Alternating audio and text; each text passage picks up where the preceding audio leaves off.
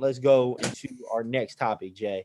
Our next topic today is going to be I wish I could. We haven't done this in a couple weeks, but wish I could is when one of the members of the cast will be the general manager of any team they choose and tell us what they wish they could do if they took over. Now, today, our wish I could is going to be our special guest, Jared. All right, Jared, what you got? So, as you know, I'm a big Eagles fan, huge ride or die. It's tough to see the city of Philadelphia and this football team perform like this in and out. Can't remember the last time the Eagles had a game that I enjoyed. Like that I watched and I said, this is a good team. This is an enjoyable performance. Partially Can't remember. Fault.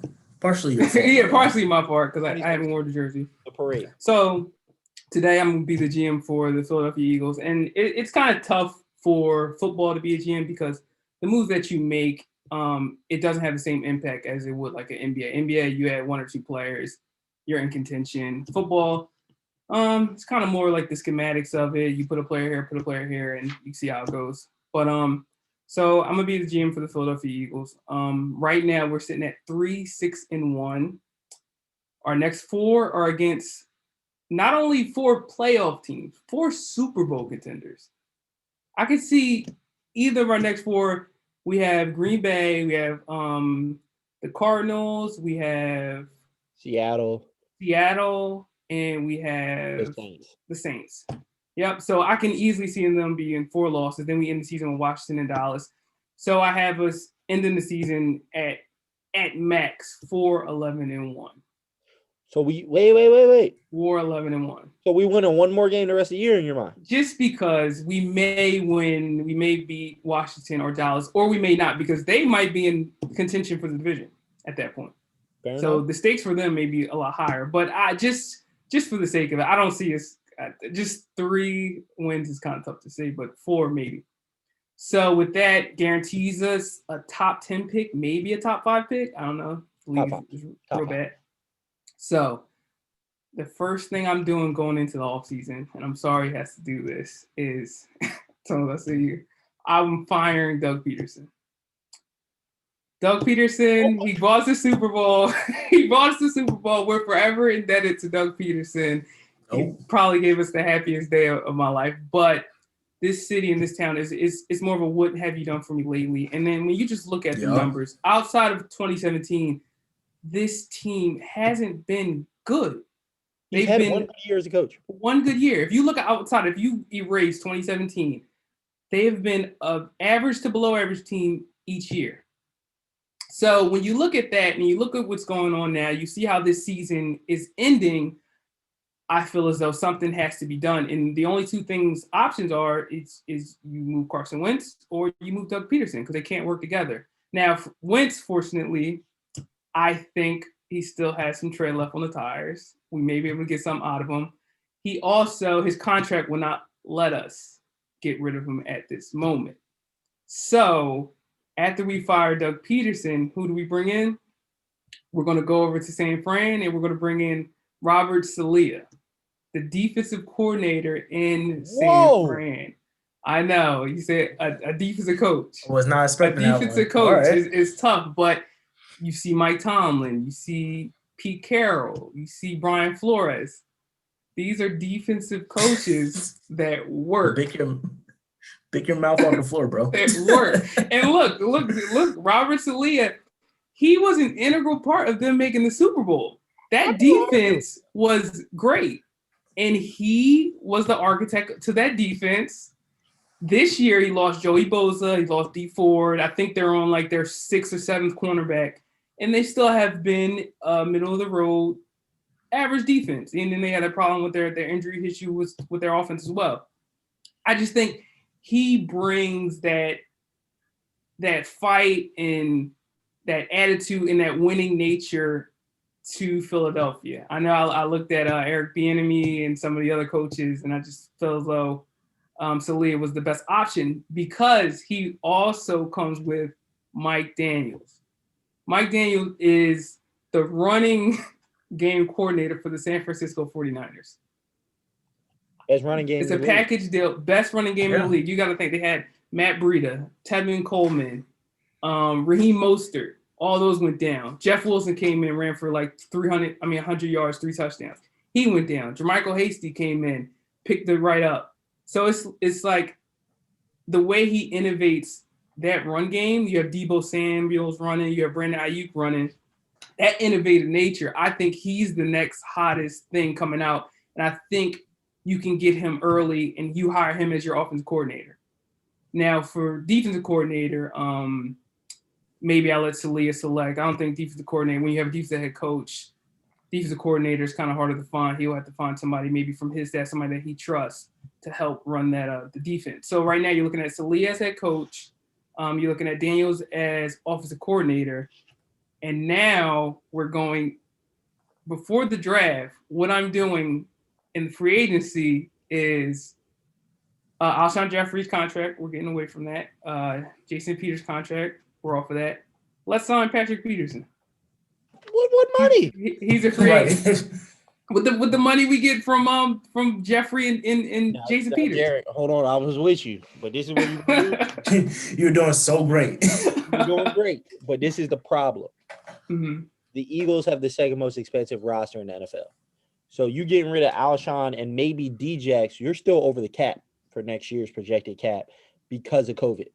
So the cap's not supposed to go up at all. Right. It's actually supposed to go down a little bit. And we were already going to be over the cap when it was going up. So right now, you're going to have to make a couple more. First of all, Patrick Peterson I like, but you're going to need to show me some more moves. Yeah, it's going to be some other roster moves in there. Me and Howie, we're going to work through it. We're going to get through the cap. I saw the Rams sign Jalen Ramsey to a $1 billion contract. Somehow we have Aaron Donald and you're paying Jared Goff. Somehow they signed that. So after that, so you're solidified. Your secondary is better. It's not solidified. We have an outside corner. And now with my top 5 pick, no Trevor Lawrence, no Justin Fields. I think it's a tackle out of Oregon. No, I'm taking Micah Parsons from Penn State. I knew it. Micah Parsons from Penn State. This new regime is a defensive-minded regime. Micah Parsons, I've saw comparisons to Darius Leonard, Bobby Wagner with elite pass rushing skills. This guy is the next big linebacker. You put him in the middle of your defense for hopefully the next decade. You have a solid leader. You have a solid defensive anchor. And I don't want to see people like Joe Osmond get stiff-armed out of their career anymore. And you never have to see Nate Gary again. So those are the 4 moves that I'm making initially as the Eagles GM. I know we're sticking with the same offense, but I feel as though you bring in a new regime. This offense has the talent, I believe. We can utilize Miles Sanders more. We can utilize Boston Scott more. Maybe try to find another running back here or there. Maybe get Marquise Goodwin back. I don't know what his situation is. I know he opted out of this season. I don't know what the situation is. There's a option on him going into next year. So if they want him back, they can get him back. Yeah, you can bring him back. Then you have Fulgham, you have Rager. Now my question: Hightower. Yep. Do you want to see Rager used more in the Brandon Ayuk? Yes. Right. That was one of the big reasons why I wanted to bring Daniels, because the way he utilized the 49ers receivers, the way he just changed that running game and allowed them to be the best running team to get to the Super Bowl. They didn't even throw it in the NFC Championship game. NFC Championship game. Yeah, they ran it. They hit the ball like 8 times. And I feel as though he was a real help to Jimmy Garoppolo, which I feel as though Carson Wentz right now needs that Garoppolo type treatment where they're taking the ball a little bit out of his hands more so he can just relax and see the field a little bit more. And then you just let the offense work with the new regime. I don't think it's a talent issue in the offense. I think it's just coaching and schematically. And then Carson Wentz doesn't work. You still have your 2nd round pick that you use on Jalen Hurts. I know they're saying that he's not showing much in practice. He may not be the best quarterback, but you never know. He's not showing much at practice, but look, we're trying to fire the coach right now. So maybe it's a him thing. Right. We'll see. This is the same guy that said JJ Arcega-Whiteside was looking good, and I haven't seen him on the field yet. So, look, listen. Now, remember I told you about JJ. What if JJ Arcega-Whiteside is better than we think? We don't know how bad this coaching staff is. That's what I'm saying. So that's my thing. Before I do anything drastic on this offense, I want to see a new coaching staff in here. I know how bad JJ Arcega-Whiteside is. He looked great that one preseason he had. He looked great.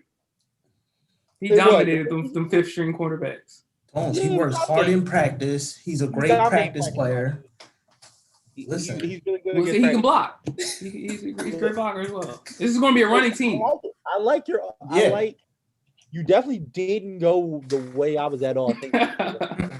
I like it in a lot of ways. Now here's my issue. Jeffrey Lurie, the owner of the Eagles, is an offensive guy. He said he always wants to have a top 5 offense. Now I agree.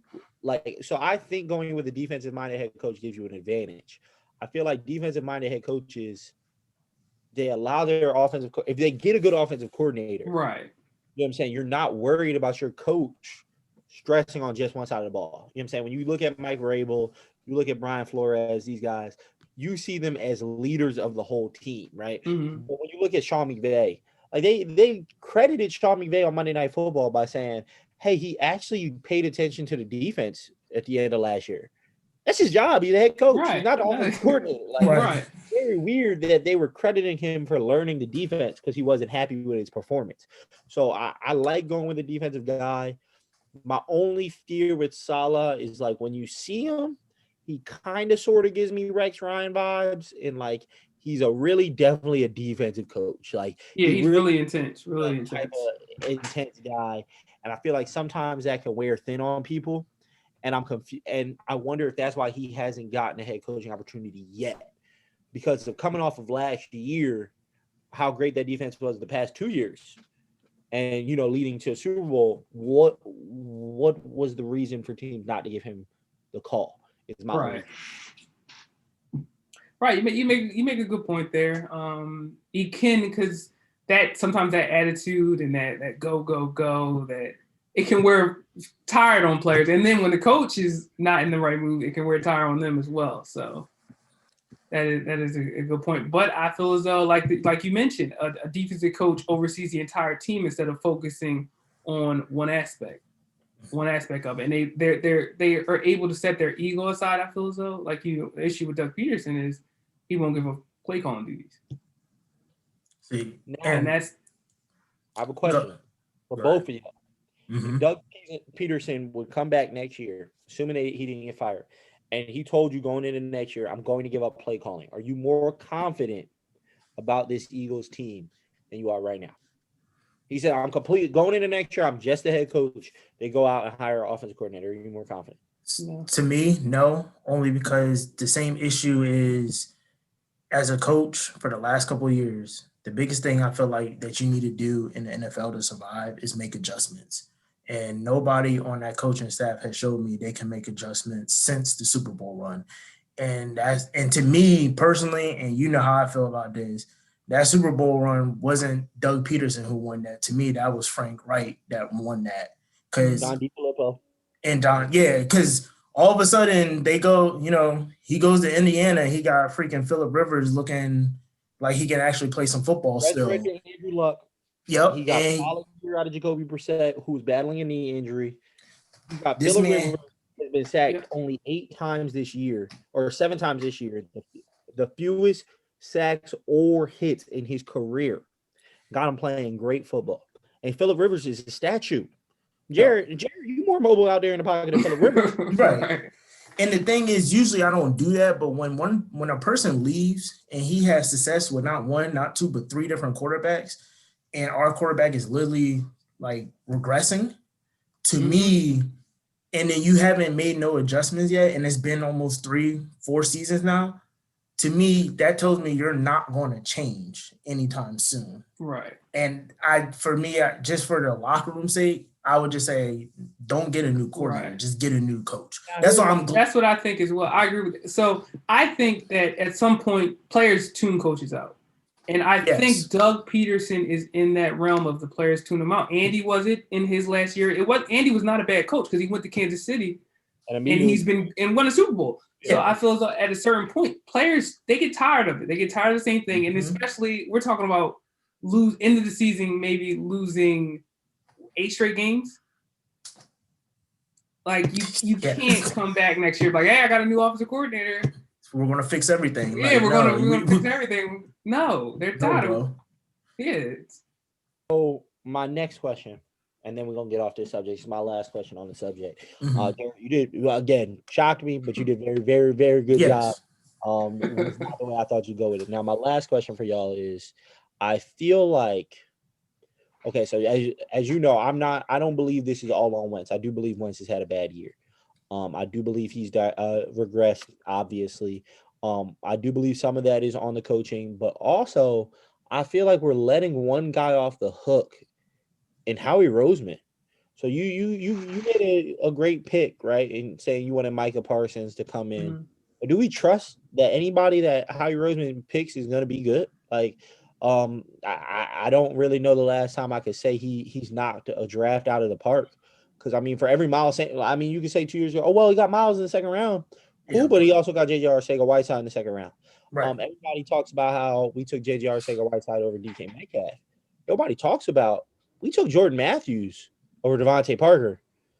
14 picks before Devontae Parker. We took Jordan Matthews, who's not in the league. You know what I'm saying? We took Marcus Smith, not in the league. We took Andre Dillard, who they tried to trade literally the next offseason after moving up to get. Like, do you guys feel like as a fan base, the Eagles are letting Howie Roseman off the hook? Absolutely. But here's the thing, though, and that's the one negative thing about our fan base. And we were very focused on one little thing, and we will run it into the ground. And then as soon as that one thing gets changed, we think everything's good. And then we give people a grace period of, oh, well, now y'all got another 2 years because y'all finally got rid of that one person. When overall it's a bigger picture. I mean, and I'm going back only to basketball because I'm just going to use the Sixers as an example. The issues was with the whole front office, not just Brett Brown. It wasn't until you finally put people in the right place as a whole, and now all of a sudden the Sixers are making moves they probably should have made 3-4 years ago. Right. But you had people in higher spots that shouldn't have been there, but because we got rid of a face, you know, the fans calm down. They want to get up and riot. They want to get their pitchforks and their torches and focus on one thing. And then if you get rid of that one thing, everybody's cool. When in reality, this is a lot bigger than just your quarterback. It's a lot bigger than just a coach. Everybody's involved. You know, if you look at Howie, this is not the, and this is the thing is it's not like we haven't questioned Howie before. It's not like he hasn't lost his job before in the organization. Literally got banished to a part of the office nobody knew. Right. He's out here gone. To a guy who literally, I think, outside of Bill O'Brien, has literally crumbled a whole franchise. Like, I've never seen it happen done quicker than him and Bill O'Brien. And you lost your job to that guy. So my thing is, you already was messing up before, and now you're really not doing anything. Like, again, you got your job back, you made a couple of moves, but those couple of moves, the fans are like, well, it can't be Howie just because he did. And those short-term moves he made. Moves, exactly. Yeah. It wasn't like we won that off of draft picks. Right. We didn't win that Super Bowl off of homegrown talent for the most part. You won that Super Bowl off of veterans that got signed on one-year deals who had the best seasons of their career. Patrick Robinson, best year of his career. Right. Chris Long coming in still being solid. LeGarrette Blount's last good year. Jay Ajayi, last good year with a knee. You know what I'm saying? Like Torrey Smith, last good year. You know what I'm saying? He barely made it through the year. Alshon Jeffrey, that was he hadn't gotten paid yet. So he tore his rotator cuff in camp, but had to play so he could get paid. You had a lot of guys who were looking for money or were on their last chance who just so happened to play great. I mean, and I won't take that Super Bowl back for anything. But I feel like Howie's getting a lot of credit for a one-year run and not a lot of blame for what we keep signing aging, injury-prone players and get shocked that they get injured. Exactly. And the thing is, And it takes them so long to just address the issue that we have. Like at the end of the day, your job is to draft and put players to fix issues. And every year we either go into the same issues or we even lose more talent than the year before. And the people we probably should have kept, we let go. Right. And it's like just a sign of Russell Douglas. Yeah, always high doing great. Who's ended up playing well. You bring up that point. Then it's one interesting thing I've read there. Like if you were the Eagles and you would have followed ESPN's draft board, you would have had way better drafts the last couple of years. That's funny to me. Just looking at ESPN, somehow they're better than the Eagles scouting. Just follow them. You just follow ESPN draft board. And that's the thing, and that's the mind-blowing thing, because it's like, then what are you drafting for? Like what?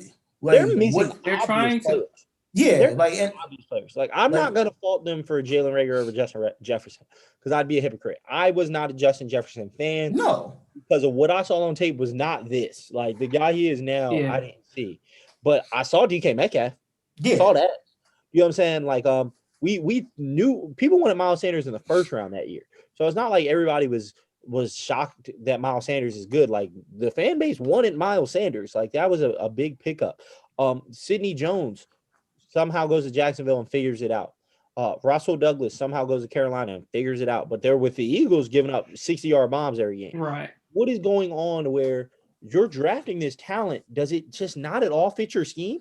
Like you're getting guys and not putting that don't fit what your coaches are doing. So who's the breakdown on? Is that on Howie for the picks? Because I mean, clearly these guys have some type of talent. They're going to Carolina doing well, going to Jacksonville doing well. Eric Rowe, second round pick, remember? Immediately traded, is a starting safety for one of the best defenses in the league in Miami. Is it Howie?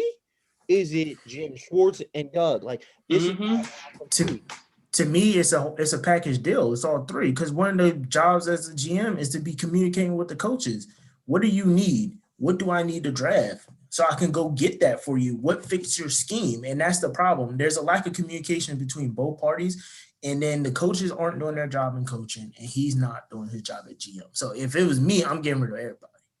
I'm clearing. I also think it's a power struggle in there somewhere.